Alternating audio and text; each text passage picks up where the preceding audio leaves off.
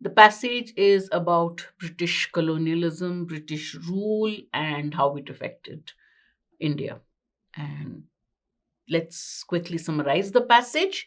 One of the most common debates I hear about India is whether British colonialism has been good and or bad for the country's economic prospects. Was British colonialism good for us or bad for us economically? Defenders of British rule often cite the construction of the railroads or the spread of the English language, but as time passes, the evidence mounts that India would have been much better off on its own. This paragraph gives you the main idea. Was the British rule good for us in terms of economic prospects? Some say yes, yes, they built railroads and gave us the English language. Others point out that no, we would have been better off. We would have probably got all this and done even better off on our own without the long colonial uh, rule that happened. That's of relevance for the shouting match, but it also bears on how optimistic we should be about India today. Of course, there are always two sides to think, but the author says, but there's also this debate also tells has influences how optimistic we should be about India today.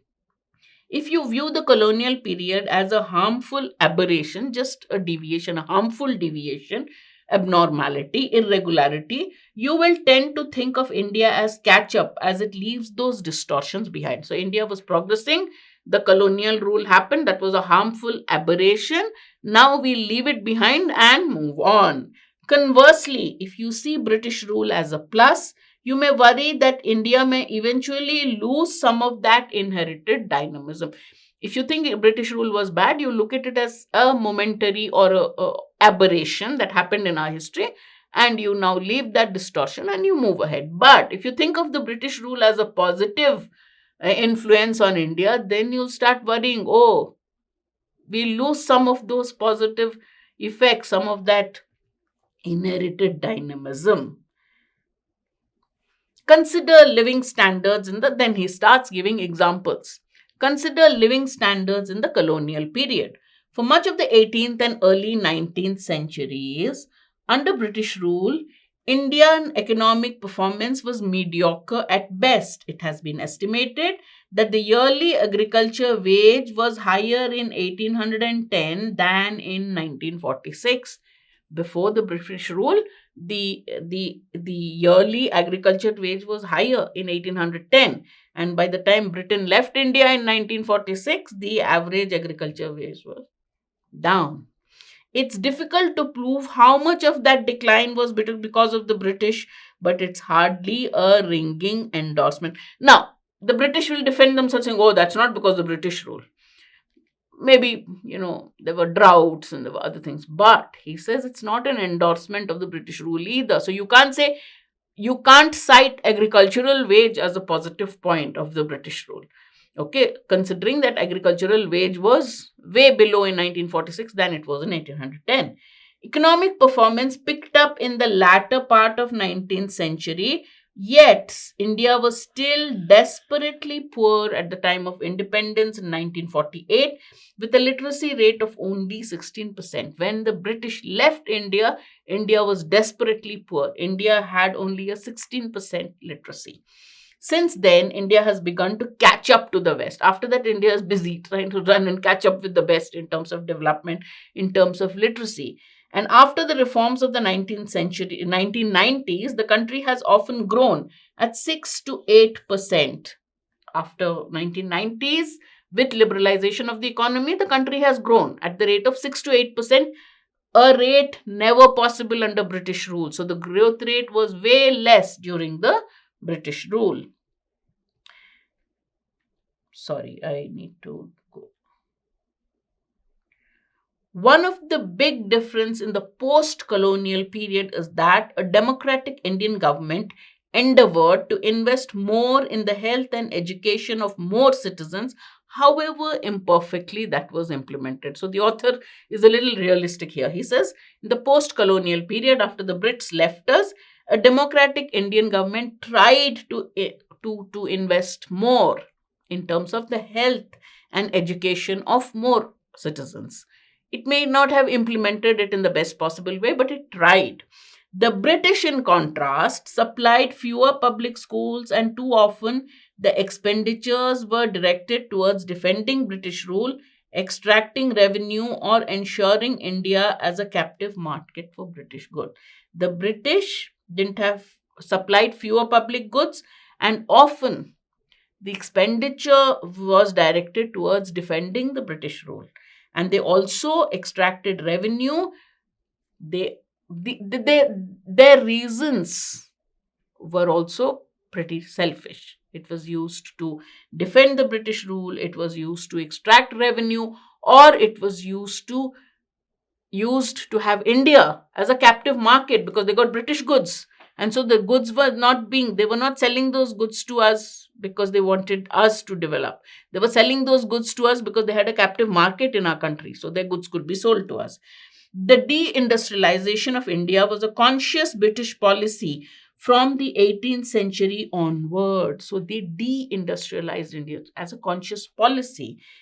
In 2017, we have a good understanding of how hard it can be for from communities to recover from the loss of manufacturing jobs. The British deliberately did that. And in 2017, after 2017, we realized how difficult it is to recover from the loss of manufacturing jobs. When the manufacturing sector doesn't do well, it's difficult to get back to the earlier level.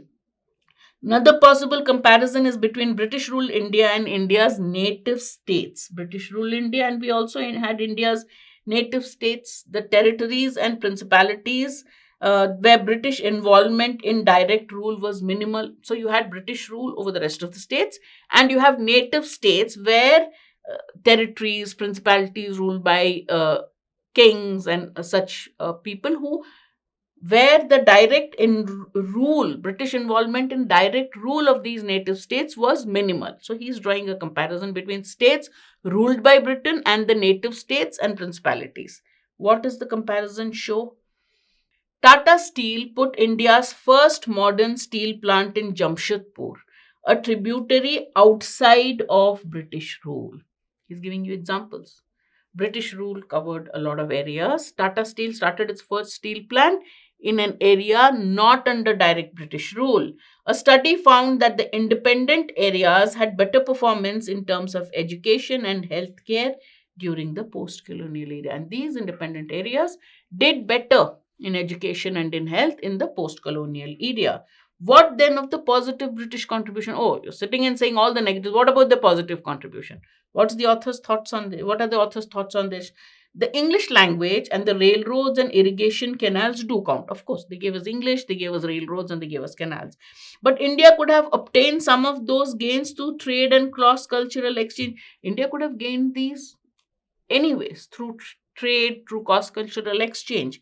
For all the wanted advantage of English, all this boasting that you're doing about English, by many estimates, only about 10% of the Indian population can speak the language today.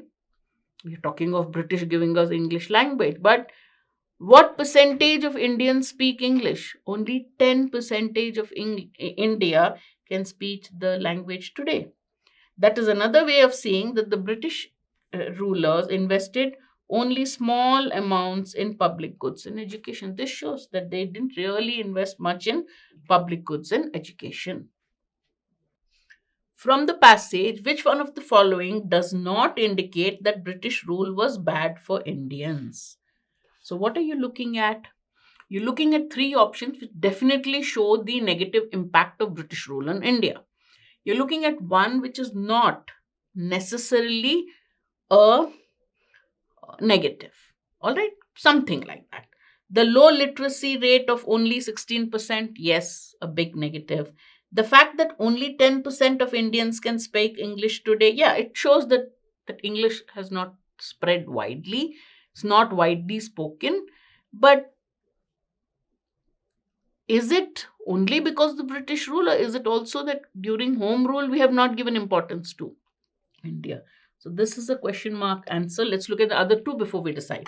A deliberate policy of deindustrialization, yes, that affected India pretty badly. It consciously followed a policy of deindustrialization, definitely a negative. The fact that agricultural wages were lower in 1946 shows that Britain left India in a worse off state than it found it. But B can be inferred as not necessarily a bad thing. At least 10% are speaking India. But the fact that now 10% speak English, speak what? When Britain left, a low percentage of Indians spoke. If now also only 10% India, either India is not bothered about more people speaking English, or India hasn't done enough for the spread of English language in India. So it's not necessarily indicating that the British rule was bad for India. So other three are definitely indicating that British rule was bad for India. But B is not indicating. The agriculture may not have been a contribution of British rule, but still it happened under British rule. So to a large extent, it does show that the British didn't do anything to improve agricultural wage. Therefore, A, C, and D are clearly indicate that British rule was bad for India. B, on the other hand, they gave us a language. Well, a small percentage still speak. That's not necessarily that bad. And the fact that only 10% now speak may not be all their fault. Maybe also our lack of interest or lack of efficiency in spreading this language. Therefore, we would choose B as the answer. Clear?